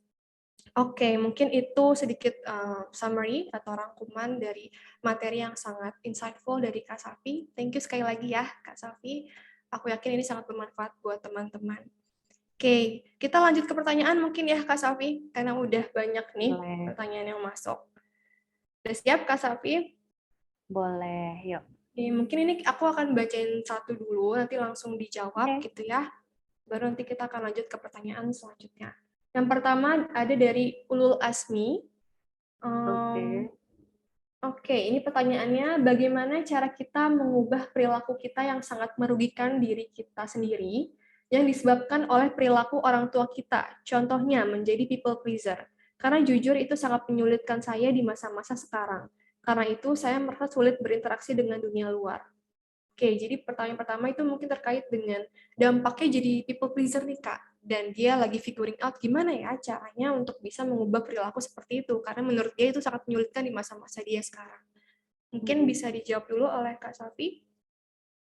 Oke, halo, terima kasih atas pertanyaannya. Karena aku banyak banget dapat klien people pleaser, sampai mereka tuh ngerugiin diri sendiri, tapi mereka tetap aja ngelakuin itu gitu. Karena emang saking susahnya, saking nggak nyamannya berkonflik, saking takutnya say no kayak gitu ya. Memang pertama, orang people pleaser itu boundaries-nya nggak baik. Pasti mereka loose banget, makanya mereka membiarkan orang lain memperlakukan mereka tidak baik kayak gitu ya. Jadi pertama adalah kita aware dulu kalau apa sih boundaries kita maunya gimana, apa yang not okay, apa yang okay buat kita kayak gitu ya. Boundaries dulu. Misalnya gue nggak suka nih orang maksa gue untuk bla bla bla gitu. Gue nggak suka diminta kayak gini-gini, padahal gue lagi nggak bisa kayak gitu. Gue nggak suka dipaksa angkat telepon, padahal gue lagi capek kayak gitu. Jadi figure out dulu boundaries kalian apa yang oke dan nggak oke buat kalian kayak gitu. Nah itu akan butuh latihan yang panjang ya untuk menerapkan boundaries itu, karena kan kita nggak nyaman untuk menerapkan itu ke orang lain kayak gitu. Jadi kita terapkannya pelan-pelan. Say no-nya kadang-kadang kayak misalnya nih gue mau curhat dong, angkat dong telepon gue gini gitu. Kan kita nggak enak tuh, kita nggak enak banget buat aduh nggak bisa, gue lagi capek kayak gitu. Kita pasti kayak ayo udah deh bela-belain aja angkat telepon gitu ya. Terus tapi bisa tuh dipraktekin dikit-dikit, misalnya nggak harus say no dulu nih, misalnya boleh nggak setengah jam lagi, gue lagi baru pulang, gue lagi capek, gue mau recharge dulu, boleh nggak? Jadi setengah jam ya, nggak apa-apa kan kayak gitu. Jadi terapinnya dikit-dikit, nggak harus. Kadang tuh orang kalau people pleaser ngelakuin boundaries-nya tuh ekstrim banget, kayak enggak gue capek kayak gitu. Jadi malah kayak dari people pleaser terus dia ekstrim ke spektrum lainnya yang benar-benar rigid, benar-benar nggak mau, nggak fleksibel kayak gitu. Jadi terapin dikit-dikit, kayak misalnya pacar ngajak jalan gitu, padahal ada acara keluarga, terus nggak enak banget nih say no gitu kan. Boleh bilang kayak kalau jalannya malam gimana? Aku pagi ada acara dulu. Atau kamu mau ikut acara pagi-pagi? Jadi kita seharian bareng-bareng atau gimana enaknya kayak gitu. Jadi kasih option kayak gitu ya. Terapkan boundaries-nya dikit-dikit, pelan-pelan aja. Karena aku tahu senggak nyaman apa untuk orang-orang people pleaser untuk say no kayak gitu. Jadi pelan-pelan aja. Tapi kalau kamu ngerasa ini sangat merugikan kamu, aku sangat dukung untuk counseling ya, counseling lebih lanjut ke psikolog, karena yang kayak gini-gini tuh butuh bantuan penguatan juga. Kadang kita juga nggak tahu apa yang oke dan nggak oke, saking kita seringnya nurutin orang lain kayak gitu. Jadi perlu ada bimbingan lanjut kayak gitu. Tapi kalau kamu bisa lakuin sendiri, nggak apa-apa, lakuin sendiri, coba aja ya. Gitu. Oke, thank you Kak Safi untuk jawabannya. Jadi tadi dari Kak Safi untuk Pul Asmi, coba untuk mengenali batasan diri gitu ya, atau boundaries tadi. Kenali apa sih yang oke dan nggak oke buat diri kita, sehingga nanti kalau misalnya ada orang yang mungkin request something ke kita, tapi kita ngerasa itu kayaknya untuk saat ini nggak oke deh buat gue gitu. Kita bisa menerapkan boundary itu, gitu. Kita bisa menerapkan batasan. Tapi bukan berarti kita jadi orang yang ekstrim, nggak peduli sama orang lain tadi gitu ya, terus kayak jadi egois, nggak gitu. Tapi lebih kepada kita berkompromi tadi ya Kak, misalnya ngasih options, atau tadi kita coba untuk tawarin, kalau misalnya lagi capek banget, boleh nggak nanti dulu gitu, aku akan ada, tapi aku mau coba minta waktu dulu gitu ya, karena aku baru sampai rumah nih gitu. Jadi being asertif juga itu ya Kak, termasuk komunikasi asertif gitu. Dan tadi boundaries dan juga kompromi ya kuncinya. Tapi tadi ada tambahan juga dari Kak Safi, kalau misalnya memang dirasa butuh bantuan, silahkan untuk coba konseling, karena di konseling itu juga kalian bisa lebih dalam lagi gitu ya membahasnya. Karena kadang masalah yang kelihatan itu sebenarnya deeper gitu, jauh lebih dalam sebenarnya masalah utamanya. Oke, thank you Kak Safi. Ini ada pertanyaan yang kedua dari Atika. Pertanyaannya, apakah perceraian ortu memengaruhi perkembangan anak, khususnya inner child? Bagaimana cara mengatasi masalah tersebut? Silakan Kak Safi. Oke, perceraian ya.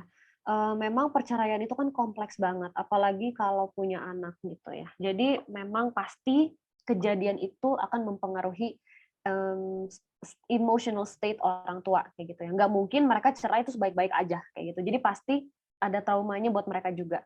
Nah, dampak dari emotional state mereka itu ngaruh ke kita. Kayak mungkin mereka jadi sering sedih atau jadi sering berantem atau misalnya karena bercerai jadi kita jarang ketemu orang tua salah satunya, kayak misalnya jarang ketemu ayah atau jadi rebutan lah segala macam. Jadi pasti ada pengaruhnya, pasti. Pasti akan ada inner child yang tidak terpenuhi karena ya kita kehilangan salah satu orang tua ya, kehilangan salah satu peran kayak gitu ya. Dan karena single parent juga, jadi mereka pasti harus fokus dengan kebutuhan lain, misalnya finansial, sandang pangan kayak gitu. Jadi mereka nggak ada waktu dan energi untuk memberikan kebutuhan lainnya. Itu ada, ya itu memang salah satu kondisi ya, karena kan itu nggak bisa dihindari kalau udah bercerai ya emang kayak gitu pasti gitu ya. Makanya it takes a village to raise a child kayak gitu. Nggak bisa kita sendirian, karena kalau sendirian pasti ada yang nggak terpenuhi. Kalau kita main mulu sama anaknya di rumah, kita memenuhi kebutuhan psikologis, tapi ntar duitnya gimana gitu kan. Kalau misalnya kita temenin dia eksplorasi, jalan-jalan kemana, main kemana, nanti yang bikin makan siapa kayak gitu kan. Jadi pasti ada kebutuhan yang tidak terpenuhi. Jadi ketika mereka bercerai itu kan pasti keluarga ini statusnya survival mode on gitu ya. Gimana cara kita survive sehari-hari? Makan, duit dari mana? Tempat tinggal akhirnya gimana? Kayak gitu. Apakah kita yang keluar rumah? Apakah kita pindah rumah? We don't know yet gitu ya. Jadi pasti ada beberapa momen, beberapa waktu kita survival mode on. Di saat itulah kita lagi tidak stabil, kebutuhan pasti ada yang nggak terpenuhi. Tapi kembali lagi, memang nanti semakin kita dewasa, semakin kita paham ya kalau pernikahan dan perceraian itu kan kompleks. Dan nggak apa-apa, nggak terpenuhi saat itu. Karena memang kondisinya seperti itu. Jadi nggak apa-apa, it's okay. Kita sebagai individu yang dewasa, kita bisa penuhi itu sekarang. Kayak gitu. Oke, thank you Kak Safi. Semoga tadi sudah menjawab ya untuk Atika bahwa tentunya pasti ada pengaruh karena orang tua yang utuh aja, yang dua-duanya mungkin masih utuh gitu ya hubungannya, masih bisa memberikan dampak gitu ya, apalagi kalau misalnya sudah bercerai gitu. Jadi pasti ada pengaruh, tapi bukan berarti itu the end of the world gitu kan.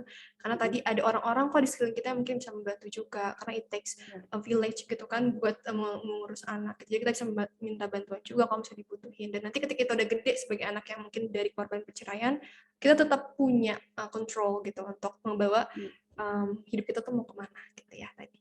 Balik lagi tadi ke materi yang menjadi parent lagi nih untuk diri kita sendiri, reparenting. Oke, selanjutnya ada dari Neni Reka Rahmadani, maaf. Pertanyaannya, sebentar. Saya mau bertanya cara menghilangkan rasa trauma akibat kekerasan yang pernah kita alami di masa kecil kan terbawa hingga saat ini. Ini terkait dengan trauma kekerasan, Kak. Silakan Kak Safi. Pasti ya, ada aja tuh masa kecil kita. Makasih banget ini atas pertanyaannya karena banyak juga yang terjadi di klien-klien aku pas kecil ada kekerasan fisik atau kekerasan verbal setidaknya gitu ya di dalam keluarga. Gimana caranya? Itu kompleks banget sih. Aku akan menyarankan konseling karena pasti triggernya banyak tuh. Misalnya kalau kekerasan fisik gitu ya, terus nanti kita punya pasangannya marah terus kayak pengen mukul, baru ngangkat tangan kita udah takut banget, trigger banget gitu ya. Atau bahkan belum naikin tangan, baru naik nada aja kita langsung deg-degan, langsung budek, bener-bener budek, bener-bener nggak bisa dengar kayak gitu. Jadi pasti triggernya banyak banget dan pasti itu akan mempengaruhi kita dalam resolusi konflik, regulasi emosi. Aku akan sangat menyarankan untuk konseling lebih lanjut gitu sih. Iya, setuju sih Kak, karena itu mungkin masalah yang nggak kecil gitu ya, dan itu mungkin bisa jadi suatu hal yang perlu digali lebih dalam lagi gitu, karena akan terbawa sampai kapanpun gitu ya Kak, kalau misalnya belum diobati gitu. Oke, jadi bisa untuk coba konseling ya berarti. Selanjutnya ada dari Baby Fadilah. Pertanyaannya, Kak, aku udah siap menikah, tapi aku takut punya anak dan takut jadi orang tua yang nggak bisa didik anak. Pacar pacar aku selalu yakinin aku dan aku sempat bilang kalau nikah jangan punya anak dan pasangan aku setuju, tapi aku takut nanti pas pending punya anak jadinya beneran nggak punya anak. Aku harus gimana? Oke, ini jadi dilema gitu ya, mungkin lagi pengen punya anak tapi Dilema merasa ya. belum siap gitu kan karena takut nggak bisa Heeh. jadi parent yang baik. Nah itu mungkin gimana nih Kak? Terima kasih pertanyaannya. Karena aku pun dulu takut banget punya anak. Bener-bener kayak, aduh nanti kalau nggak bisa sempurna bagaimana ya? Saya kan psikolog anak nih. Masa nanti punya anak cacat gitu kan akunya. Jadi kayak, aku paham banget sama ketakutan itu. Beberapa orang yang punya masalah inner child pun kayak, gue nggak mau punya anak, nanti gue ke anak gue salah lagi. Nanti dia ngomongin gue lagi pas terapi gitu kan. Tapi kembali lagi, kalau kita menunggu punya anak pada saat kita sempurna, kita tuh nggak akan pernah sempurna. Kita kan manusia. Manusia tuh emang diciptakan tidak sempurna kayak gitu. Jadi kita nggak akan mungkin bisa menuhin kebutuhan si anak kecil ini 100%. Dan jangan khawatir, kayak yang tadi aku bilang, sekonsisten apa kita memenuhi kebutuhan dia, itu nggak harus 100%. 60% tuh cukup. Karena anak tuh seresilient itu. Kayak misalnya dia minta tolong hari ini, kita bantuin. Nanti sore dia minta tolong, kita nggak bisa bantu, nggak apa-apa kok. Dia nggak akan jadi terluka inner child-nya gara-gara itu, kayak gitu. Kita kasih pengertian, aduh maaf ya, Nak, Bunda lagi sibuk ini, nanti kamu tunggu dulu ya, minta tolong yang lain dulu ya, kayak gitu. Jadi dia juga belajar untuk rely sama orang lain. Nggak akan bikin inner child dia terluka. Nanti kamu marah sama dia, kamu bentak sekali, kamu cubit sekali, nggak akan bikin dia jadi trauma kok, kayak gitu. Asal kita habis itu minta maaf, terus kita nggak ulangin lagi gitu ya. Nggak apa-apa. Jadi kita nggak akan sempurna kok jadi orang tua. Kamu mau punya anak, punyalah anak. Nggak apa-apa gitu ya. Lagi pula banyak layanan konseling psikologi yang sangat terjangkau. Nanti kamu punya anak, kamu stres, curhatlah ke kita, nggak apa-apa. Aku sering dapat klien ibu-ibu kayak gitu ya, kayak punya anak terus, aduh Mbak, anak saya sekarang begini nih, kayak gitu, saya stres banget, gimana dong caranya, saya nggak mau marah-marah sama dia. Ya udah kita bantuin gitu. Nggak apa-apa, anaknya biasa-biasa aja kok gitu ya. Aku praktek dari anak ini umur 3 sampai sekarang anak ini masuk SD, mamanya nggak sempurna. Anaknya biasa aja kok, anaknya nggak apa-apa gitu. She turned out okay kayak gitu, dan dia resilient, dia pinter, walaupun mamanya dulu emosian, mamanya dulu pencemas, anxiety-nya tinggi, nggak apa-apa. She's okay gitu. Jadi don't worry gitu ya. Tapi sesiapnya aja, kamu mau punya anak kapan, direncanakan aja. Kalau aku boleh ingetin, wanita itu prime time punya anak umur 28 sampai 35 ya, kayak gitu. Nanti umur 35 ke atas kan secara biologis kitanya juga kurang subur gitu. Jadi lebih baik di usia segitu ya, kamu sekarang usia berapa, dipersiapkan aja kematangan emosinya gitu. Gitu. Setuju banget, karena emang nggak akan pernah siap gitu ya. Kan sama Nggak kayak akan. orang mau nikah gitu kan, nunggu siap, sebenarnya nggak akan pernah Nggak siap. akan. Tapi lebih kepada tadi ya, proses untuk mulai belajarnya, untuk mempersiapkannya, planningnya gitu, tuh dimulai aja dari sekarang gitu. Aku pernah dengar juga quotes yang menurut aku bagus banget gitu, bunyinya gini, start before you are ready gitu. Karena kalau misalnya yang mau startnya pas ready nggak akan pernah siap gitu. Jadi ya udah mulai dulu aja gitu, mulai dulu. Jadi thank you tadi ya Kak Safi untuk pengingatnya juga, remindernya juga. Semoga tadi menjawab ya untuk Baby Fadila. Karena masih ada waktu nih teman-teman, aku juga mau mengingatkan kalau misalnya ada yang punya pertanyaan, silakan untuk dituliskan di kolom chat ya, tidak menggunakan fitur raise hand, tapi di kolom chat dengan format yang tadi sudah dijelaskan, yaitu nama _ pertanyaan. Nah ini ada lagi pertanyaan karena masih ada sisa waktu dari Brigita. Pertanyaannya, kalau jalan berdua di mobil sama papa tapi diem-dieman kayak nggak tahu mau ngomong apa dan selalu kayak gitu, gimana ya Kak cara nanganinnya? Soalnya aku nggak mau ada di situasi canggung. Jadi tadi mungkin ini tipe yang nggak nyaman gitu ya, tapi sebenarnya butuh Kak. Pengen deket tapi aduh awkward banget nih sama dia gitu ya, diem-dieman banget nih gitu. Tapi wajar loh kalau kita perempuan terus awkward sama ayah ya gitu, karena kan ayah tuh memang bukan manusia yang terlahir dengan sikap nurturing kayak gitu, ngerti kan? Jadi memang yang nurturing tuh sebenarnya ibu, yang hangat, nurturing, sayang, yang pegang, sentuh, cium kan ibu gitu. Ayah tuh semakin kita besar kan ada perbedaan gender, makanya jadinya agak boundariesnya berjarak nih gitu. Jadi wajar aja kita tuh canggung sama ayah kayak gitu. Kadang pun orang yang dekat sama ayahnya kalau jalan di mobil berdua juga diem-dieman karena mau ngomongin apa coba gitu kan. Tapi boleh misalnya kayak hal-hal ringan aja kayak, "Ya mampir ke sini yuk, beli ini yuk, suka nggak?" Kayak gitu. Atau, "Ayah maunya apa? Mau beli apa?" Kayak gitu. Nanti kan dia respon kayak gitu. Kita nggak usah terlalu paksakan dia untuk sangat responsif juga ya karena pasti dianya juga awkward gitu. Aku paham sih apa bapak-bapak emang begitu sama anak perempuannya. Jadi it's okay canggung sama ayah tuh nggak apa-apa. Mulai obrolan ringan aja kayak gitu. Misalnya minta beli ini, mampir ke sini bentar, atau dulu apa di sekolah ada ini, aduh aku kuliah ada pelajaran ini kok susah ya gitu, atau kayak ada dosen yang begini nih, ayah dulu pas kuliah gimana kalau ada dosen kayak gitu. Jadi basa-basi aja dulu ya gitu. Oke, oke. Jadi mulai dari yang kecil-kecil dulu aja gitu pembahasannya ya, Kak Safi, nggak perlu yang langsung dalam. Kalau misalnya memang kita punya kemauan, aku pengennya deket sama ayah, tapi kita bisa mulai dari hal-hal tadi basa-basi aja gitu. Iya. Apa itu cuaca gitu mungkin kan, cuacanya cerah ya. Iya, kok aku sering banget kok ngomong gitu kayak, aduh kok panas sih kayaknya mau hujan ya gitu. Terus dia cuma kayak, iya nih nanti bakal badai. Udah, ya udah, ya udah emang kayak gitu sama bapak-bapak mah gitu. Karena wajar gitu tadi ya apa yang Kak Safi sampaikan, memang ayah itu tidak terlahir dengan apa ya kemampuan nurturing ibu gitu kan, nurturingnya sebagai ibu. Jadi nggak apa-apa kalau misalnya ternyata oh kok jawabannya kok dingin ya, nggak kayak ibu kalau jawab gitu. Karena memang itu gitu naluri seorang ayah gitu. Jadi it's okay, dimulai aja dan nggak dibawa perasaan gitu ya, nggak baper gitu ya Kak Safi. Iya, dia nggak benci kok sama kita. Dia cuma awkward aja. Oke, semoga menjawab ya untuk tadi beri kita. Selanjutnya dari Dea Kaza. Pertanyaannya, apakah normal dengan seorang yang nggak mau punya hubungan dengan lawan jenis dan nggak suka sama anak kecil karena masa kecilnya membuat seperti itu?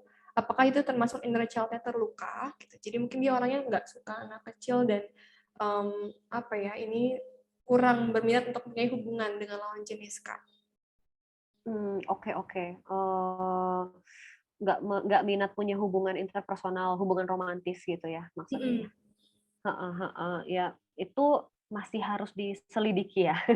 Karena nggak semua tuh karena inner child sebenarnya. Jadi inner child tuh bukan suatu penyakit atau gangguan jiwa sebenarnya. Itu tuh cuma kayak ya salah satu kondisi yang menyebabkan gangguan-gangguan lainnya nanti gitu. Kadang pun inner child kan sebenarnya terluka juga enggak gitu. Jadi mungkin ada hal lain yang membuat dia nggak nyaman untuk punya hubungan romantis atau nggak suka anak-anak gitu. Ada orang yang inner child-nya nggak apa-apa, cuma nggak suka aja sama anak-anak karena repot, capek gitu, kayak aduh annoying banget sih kayak gitu ya. Jadi anak-anak kecil kan emang sangat demanding ya gitu. Kayak ya untuk beberapa orang itu overwhelming. Jadi masih harus diselidiki nih kalau kamu ngerasa butuh tahu kenapa, apakah itu sampai mengganggu kamu atau kayak aduh gue udah berumur tapi kok gue nggak pengen pacaran ya, tapi gue pengen sebenarnya bisa kayak gitu. Jadi mungkin dicoba konseling juga biar kita bisa cari tahu lebih lanjut gitu. Oke. Jadi sebenarnya kuncinya juga tanyakan sebenarnya ini mengganggu atau enggak gitu ya Kak. Kalau misalnya mengganggu tapi sebenarnya kayak sebenarnya gue pengen gitu tapi kok gue nggak bisa, gue nggak mau. Nah itu mungkin ada masalah yang perlu diselidiki lebih lanjut gitu ya Kak. Dan tadi again ini bukan pasti tentang inner child gitu kan. Karena ada banyak faktor lain secara psikologis yang mungkin berperan seperti itu. Jadi mungkin apa nih Kak, konseling gitu ya Kak, baiknya ya Kak. Biar lebih tahu aja sih, soalnya kan kalau ditanya di sini terus aku tanya-tanya lagi kan pasti kayak masa jadi konseling di sini depan 170 orang gitu kan. Oke. Ya kalau misalnya itu mengganggu silakan coba untuk ngobrol lebih jauh gitu ya dengan profesional. Oke, mungkin satu pertanyaan lagi karena waktunya terbatas dari Mentari Agustina. Pertanyaannya, halo Kak, aku Mentari, mau izin tanya Kak, aku terbiasa nggak cerita masalah pribadi ke orang tua karena sejak kecil waktu kerja dua-duanya. Dan nggak ada waktu untuk sekadar cerita dan sampai sekarang terbiasa untuk tertutup dan menyelesaikan masalah sendiri. Ada cara canggung untuk kembali ke dekat sama ortu, Kak? Kalau boleh tahu, jika hanya anak yang berusaha untuk mendekat tanpa ada respons balasan yang baik, baiknya gimana ya, Kak? Heeh. Ini kan memang orang tuanya, terima kasih ya pertanyaannya, memang orang tua yang sibuk pasti kitanya juga jadi canggung sama mereka gitu ya untuk cerita-cerita. Dan ini kan posisinya mereka memenuhi kebutuhan lain, kebutuhan ekonomi, finansial, sandang pangan. Jadi kita nggak deket, tapi mungkin mereka bisa memenuhi, ya kita bisa makan enak, kita bisa punya gadget, kita bisa sekolah di tempat bagus kayak gitu ya. Jadi mereka fokus ke kebutuhan lain kayak gitu, tanpa menyalahkan kebutuhan psikologis kita jadi tidak terpenuhi. Tapi ya itu tadi, kembali lagi kita kan orang dewasa gitu ya. Kalau mereka nggak bisa penuhin, nggak apa-apa, kita coba penuhin di tempat lain. Kayak misalnya kita curhat sama teman, apakah respon mereka enak kayak gitu. Kadang kalau mau mereka coba respon, coba aja cerita dikit-dikit lagi makan malam nih misalnya, kan kalau makan bareng-bareng ya, atau ajak makan bareng kayak gitu misalnya, mah makan yuk gitu kan.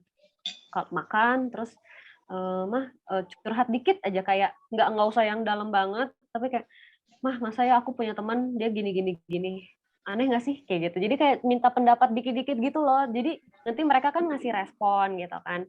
Ya kalau responnya enak silahkan lanjutkan ke sedikit lebih dalam, cerita lebih banyak. Tapi kalau responnya nggak enak ya udah emang that's what it is gitu ya.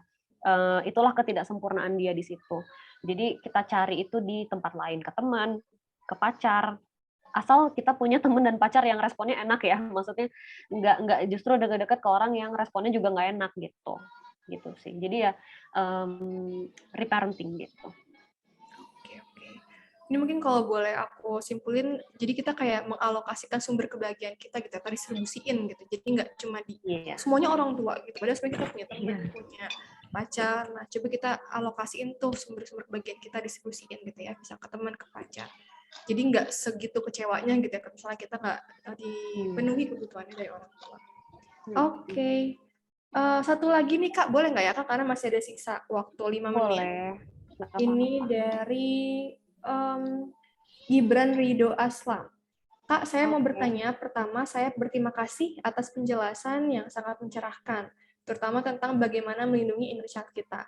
Pertanyaan saya adalah, apakah seseorang bisa bertahan dengan masalah inner child-nya dalam waktu yang panjang tanpa adanya perbaikan dari kebutuhan yang tidak terpenuhi di masa kecil?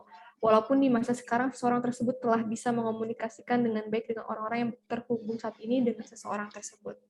Jadi mungkin ini pertanyaannya lebih, apakah inner child itu tetap akan bertahan gitu dalam waktu yang lama gitu ya Kak? Iya. Pertanyaannya bagus, karena ketika inner child itu terluka, nggak berarti kita jadi disfungsi gitu ya. Kayak misalnya kalau tadi kita inner child terluka, kita tuh jadi super achiever banget gitu ya. Asalkan kita bisa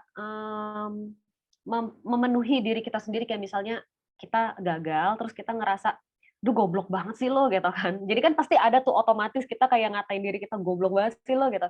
Cuma kita bisa kayak, enggak, udah nggak usah lebay, ini masih bisa dibenerin, lu nggak apa-apa kok, nggak harus sempurna amat, nggak apa-apa. Jadi selama kita bisa kayak gitu, selama kita bisa ngingetin diri kita sendiri, selama kita bisa menceritakan ke orang lain kayak, gue ngerasa gagal banget deh, tadi gue ada salah gini, terus orang lain juga, enggak lah, santai aja, itu biasa kok. Nah, itu kan terpenuhi sebenarnya inner child-nya. Jadi walaupun inner child kita sama orang tua terluka, tapi kalau kitanya bisa mengelilingi diri kita sendiri dengan orang-orang yang mampu memenuhi itu nggak masalah. Nggak berarti kalian disfungsi sebagai manusia gitu ya. Kecuali si masalah inner child ini sangat mengganggu sampai tadi ya, kayak masalah emosi meledak-ledak atau bahkan kebas, kalau misalnya malah jadi ngerasa something is wrong terus nih, atau ngerasa kenapa sih gue toxic relationship mulu, jadi kan itu mengganggu banget ya. Nah itu barulah kalian coba work on it kayak gitu. Jadi possible kok punya inner child terluka, tapi kita sebagai manusia normal-normal aja, berfungsi aja gitu. Oke. Jadi sebenarnya kan inner child itu memang bagian dari dalam diri kita gitu, dalam diri kita yang nggak akan pernah hilang gitu kan. Justru malah dia ada perannya loh di situ gitu kan, ada perannya. Dan tadi Kak Safi bilang bahwa bukan masalah dia hilang atau enggaknya, tapi lebih kepada bagaimana respons kita yang berubah untuk menghadapi dia gitu, menghadapi si inner child within us ini gitu. Jadi it's okay, dan bahkan ketika kita ternyata terluka dulu terus sekarang nggak apa-apa, itu bisa aja ya kata dia. Gitu. Oke.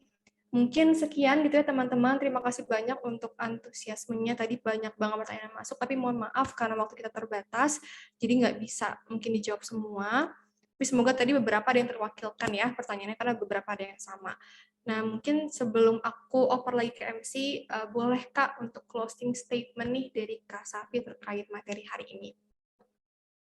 Closing statement ya, tadi udah sih kayaknya ya, paling iya biar ingat aja kalau orang tua nggak ada yang sempurna, kita pun juga nanti jadi orang tua nggak sempurna, jadi normal-normal aja, ada beberapa inner child yang tidak terpenuhi, bukan berarti kita jadi ada gangguan tertentu gitu ya. Yang penting kitanya sadar, kita work on it, dan kita dikelilingi sama orang-orang yang attachment-nya secure sama kita gitu. Oke, sip. Itu dia reminder lagi dari Kak Safi. Kalau dari aku mungkin be a responsible adults ya. Dan karena kita bertanggung jawab sama diri kita sendiri sebagai orang dewasa, ingat bahwa nothing changes if nothing changes gitu. Jadi mulai start tadi before you are ready gitu, untuk kita bisa menjadi pribadi yang lebih baik lagi gitu. Oke, nanti teman-teman nanti akan ada sesi deep dive session. Mungkin kalau ada yang belum terjawab tadi pertanyaannya bisa nanti diskusikan di sana. Mungkin sekian dari aku, tapi sebelum kita akhiri sesi materi ini, sama-sama kita tarik nafas dulu kali ya, karena mungkin materi ini kan nggak enteng gitu ya. Kita tarik nafas dalam-dalam, terus hembuskan. Nah, ini nanti bisa dipakai ya selama teman-teman diskusi deep dive session ini, bisa menenangkan gitu walaupun sesaat. Oke, mungkin ini sekian dari aku dan dari Kak Safi. Boleh teman-teman buat apresiasi Kak Safi karena materinya sangat bagus banget. Dan makasih buat teman-teman semuanya karena sudah mendengarkan dengan baik dan juga sangat antusias berdiskusi untuk hari ini. Semangat untuk nanti sesi deep dive session-nya ya. Mungkin aku izin oper ke Cia lagi. Thank you semuanya. Oke, terima kasih banyak Kak Safi sebagai narasumber, juga Kak Maya yang sudah memfasilitasi kita nih untuk di sesi tanya jawabnya tadi. Aku personally merasa ini tadi materi baik materi maupun sesi tanya jawabnya insightful banget. Aku juga tadi baca-baca nih di kolom chat juga banyak yang merasa ilmunya bermanfaat banget dan mereka belajar juga. Senang juga bacanya.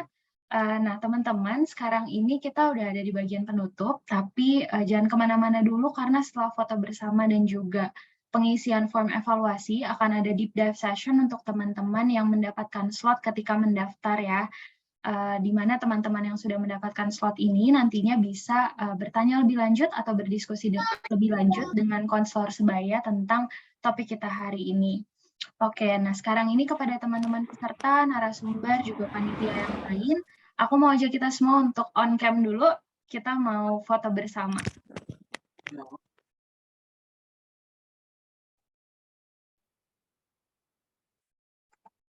Oke, aku udah mulai lihat ada yang mulai on cam, masih ditunggu.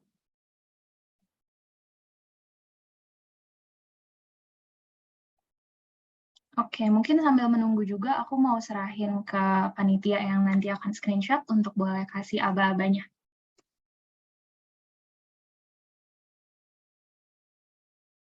Oke, aku akan izin untuk bantu screenshot. Foto bersama jadi screenshot ya teman-teman. Boleh dibuka dulu nih kameranya. Boleh sisir-sisiran dulu kalau mau ya, atau pakai filter Zoom juga bisa. Sambil aku tunggu.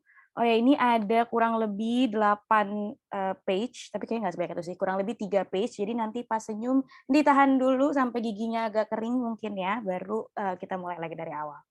Masih ada yang mau buka lagi kameranya? Udah ya? Oke, aku akan hitung. 1, 2, 3. Oke, ditahan.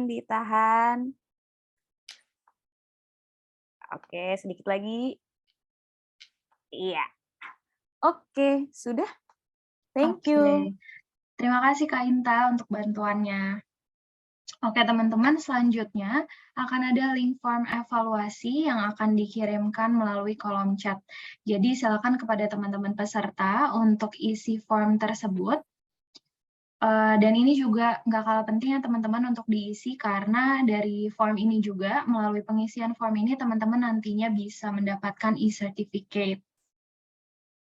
Oke, Sambil teman-teman mengisi, aku juga mau mengingatkan kalau abis ini ada deep dive session untuk teman-teman yang mendapatkan slot, jadi jangan leave dulu. Dan selain itu, sambil mengisi juga nih, mungkin untuk teman-teman yang tadi sempat record atau teman-teman ada yang foto atau bahkan mencatat pemaparan materi dari Kak Safi tadi, ataupun ketika sesi tanya-jawab tadi, boleh jangan lupa untuk diposting dan mention at improve.official, biar kita bisa repost story teman-teman, tapi pastiin juga akun teman-teman jangan di private supaya kita bisa repost. Selain itu, jangan lupa juga untuk follow Instagram Improve at improve.official untuk informasi tentang konten psikologi, informasi layanan, atau event-event Improve selanjutnya. Oke, mungkin boleh sambil teman-teman mengisi juga.